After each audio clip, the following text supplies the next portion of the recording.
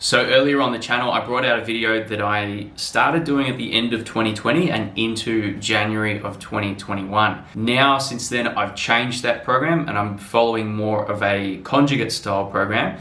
And that's what we're going to be talking about in today's video. More specifically in this video, we're going to look at the max effort days. So first, before we actually get into the nuts and bolts of everything and how it's all put together and how I set up mine, understand that there are many ways that you can actually put this program together. There's no necessarily one special way of doing it. There are multiple variations that you can do, and that's why this program is so great and why it works so well. So what I've done is just one way of doing it. Your way might look a little bit different. It might look totally different. It depends on the goals that you're training for. Now, this type of program is a lot more involved than the previous program I was running, which was a very linear style program. It meant that I was going in and adding a small amount of weight each time and just building up in a steady sort of fashion. Conjugate is quite a lot more involved, but once you understand the main concepts, it's actually pretty easy to understand and implement. All that being said, this type of program is really great because it gives you a lot of room to play with. It gives you a lot of choice and,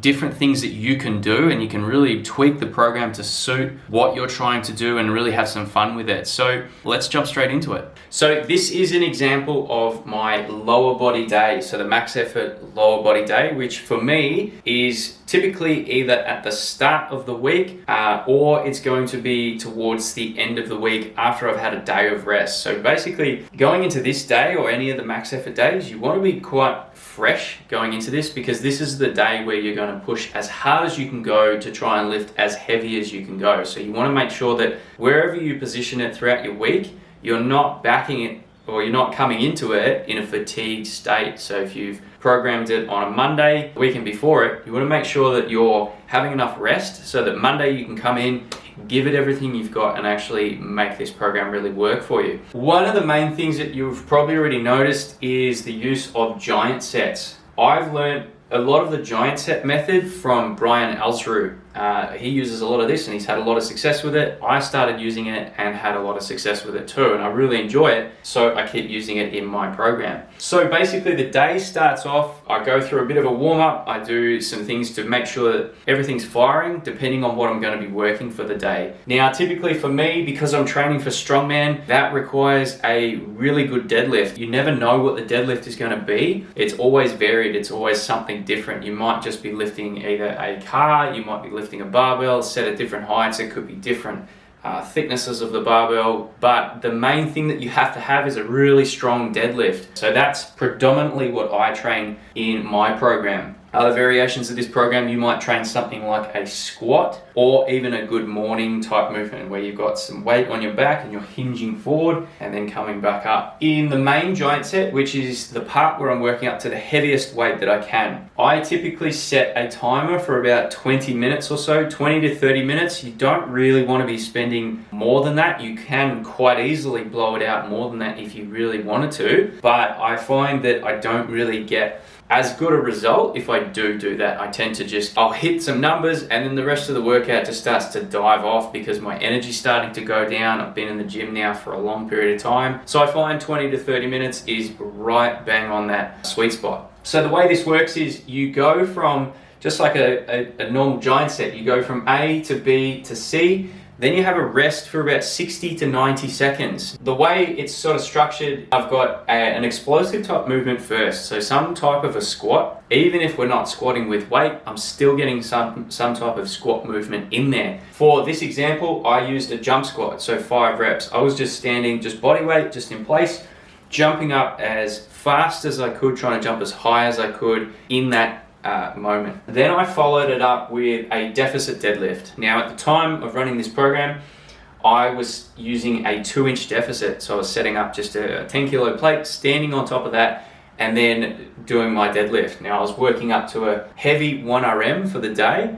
All right, so pushing and trying to get heavier than my previous best. And then I would follow it up with a suitcase carry. Strongman requires a really strong core, and what I've found through training myself and through training my clients is a lot of carries really build a strong core, and it's moving with weight, and you're trying to stabilize at the same time. So it's a win-win. We're on our feet, we're moving around, we're trying to stabilize, which is exactly what your core is really going to be doing. So the suitcase carry is a go-to for me. I use it quite a lot in my program. So yeah, I'll spend 20 to 30 minutes building up to the heaviest weight I can on the deficit deadlift. These other two don't really change. They're just exercises which keep getting put into the giant set, so I do them every round. Following that, what I do here is another giant set. As you probably noticed, it's exactly the same movements. The only change is for the deficit deadlift. So what happens is, say on the 1RM here, I hit 100 kilos. Let's use that as an example.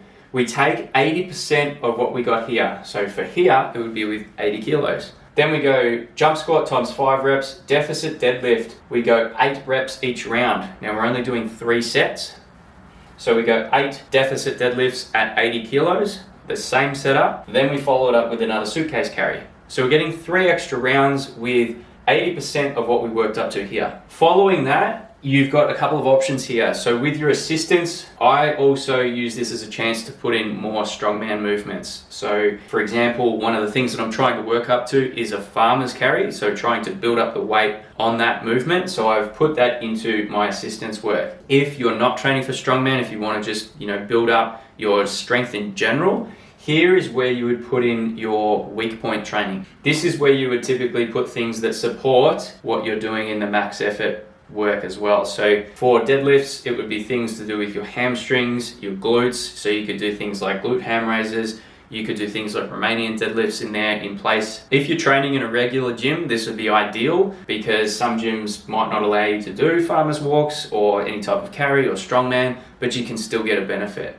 I don't necessarily have that problem, so I do like to throw in farmer's walks here. I'll only do them for 20 to 30 meters at a time. The weight that I've been using for that is roughly about 70% of my max deadlift. So it's heavy, but it's not like a max effort there. By this stage, you're pretty fatigued anyway, so you don't want to try and dig your central nervous system further down. You're just trying to get some more volume in there and get used to that implement, building it up slowly. On my previous program, or the one I've just been running, farmer's walks, 20 to 30 meters, Bulgarian split squats. So these are really, really effective, I've found, for building up the hamstring, glute, and quad at the same time. Translates really, really well into the deadlift, I've found. So I'll do 5 reps each leg, and then I'll go into either glute ham raises or GHD hip extensions. So something again for the glutes, the hamstrings, really building that tie-in, and I'll go higher reps with this, so 15 to 20. And I do that for 5 rounds. Now it's same sort of format. I'm going from A to B to C, have a quick rest, then I start back on the next round. Finishing off the workout, I've got a finisher here. Now this is all core work usually. What I normally do, it's either core work or grip work, because at this point in the workout, most of the big lifts, the really heavy stuff has already been done. Yeah, you don't want to just keep going and going and going because you're going to fatigue yourself even further. So this is where you're looking at, again, really training the core. You want that muscle, all the muscles in the core to be really, really strong, because if we're picking things up that are really heavy, they're awkward, we've got to move around with them, we've got to do different things. It needs to be really, really strong. So that's where I chuck in my core work in here. So I've got dead bugs. I do these a little bit differently to how you've probably seen dead bugs done before, where you've got the hands and the legs moving separately. I just focus on the legs, keep everything else still, and really focus on keeping that lower back flat on the floor and moving my legs separately to the rest of my body. I've found that works really well to build up that core strength. And then I've got a pull-off press in here as well, and I'll do that for 4 sets. So I'm just cycling through, minimal rest. I'm just working through. These are just getting the reps in. So in a nutshell, that is an example of my max effort lower body day. Let's take a look at the upper body now.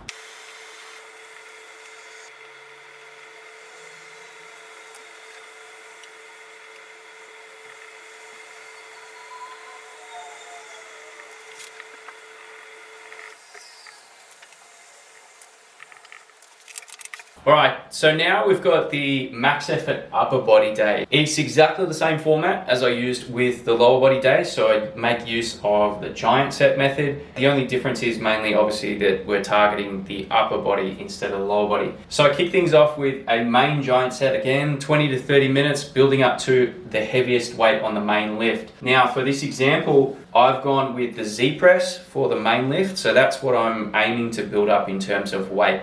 I've also got barbell rows in here. I will add weight to these as I go and build that up, and I'm only working in the 6 to 8 rep range there. Barbell rows are really good as a way of building up the upper back strength, because strongman relies heavily on having a really strong upper body, particularly the upper back, to be able to bring the shoulders back and hold and carry things. So that's always going to make an appearance in my program. I like to train my upper back very, very often. So in any particular program, I almost like to have 2 times as many back exercises as I do pressing, just so that it maintains healthy shoulders. It also builds strength in your upper back, and it allows for you to constantly keep improving and improving. You know, I don't know about you, but most of us spend more of our days sitting at a desk in a position that's not necessarily great for our shoulders anyway. So it makes sense when you do have a chance to rectify that, to put it in your program and to train it quite often, because they often get neglected. Everyone likes to press things, everyone likes to do bench press and, you know,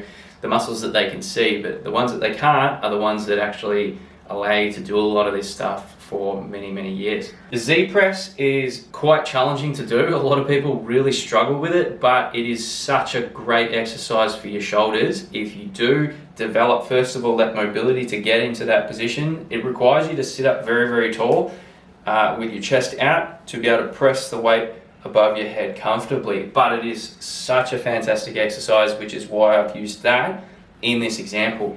Then I go into a weighted chin up again, working the back, but this time in a vertical plane, so pulling up and down as opposed to more of a horizontal pull. So 5 reps again, keeping the reps relatively low with this. I'm adding weight to it. I'm looking for more of a strength response here rather than a hypertrophy response from it. Then following that, going to the volume giant set. So again, taking 80% of whatever I got up here, and this time again doing 8 reps. In the previous clip, you saw me explaining the lower body. I made a mistake in that one. For the lower body, whenever you're going for a 1 RM, this volume comes down to 5 reps. With 3 RM, we're now looking at an 8 RM here at 80%. So it's not 80% of your best, it's 80% of whatever you hit on the day. So again, the same giant set, same exercises. We've got barbell rows, 6 to 8 reps. Z press, we're looking at 3 sets of 8 at 80%, and then the weighted chin-ups, 3 sets of 5. Moving on to the assistance work, typically what I do here is I like to add more upper back and more supplemental pressing work in here. So I've gone with a chest supported row, another horizontal pulling movement, and then some seated dumbbell press with the dumbbells in a neutral position. So this is to help mimic like a log press where your hands are facing each other and you're pressing above your head like that. It's also really good if you've had any issues with your shoulders and they're a little bit sore maybe to press, specifically if your hands are out here. If you bring them in and you have your palms facing, a lot of the times that will get rid of a lot of the pain, and it's actually, you can still keep pressing pain-free and still making progress. Then I'll move on to the strongman movements at the end of the program, and I'll usually only have 1 movement in there. So I've gone with dead ball loading for this one. And if you don't have a dead ball, you can obviously use something else like a sandbag, but any type of like loading movement where you're having to pick the implement up onto your lap and then you're picking it up over a bar. So I'll usually set up the yoke and I'll be loading that over the yoke. So I set it at about 1.2 meters and I'll do 5 reps each set, and I do that for 3 rounds. And again, then I've got a suitcase carry in here. So again, working the core just as we did on the lower body day. So in a nutshell, that is an example of my max effort upper body day. So as you can see, it looks a little bit more complicated when you see it set out like this, but really it is actually quite simple. You're just going through a few steps in order, in a specific order, and the exercises are really hand-picked for what your goals are, what your weak points are, and sort of what you're trying to get out of the program. So it's a little bit more involved, as I said, than the previous program that I was running, but it is very, very effective and it works like magic. So that's it for this video. I hope that you got some great takeaways, and I hope that you learned something from watching this and learned how I've set that Conjugate program up, the max effort upper body and lower body days. If you did like this video, do me a favor and like the video, as well as subscribe to the channel so that you do stay up to date with more content, more videos like this that I'm going to be bringing out for you. Thanks heaps for watching, and I'll see you next time.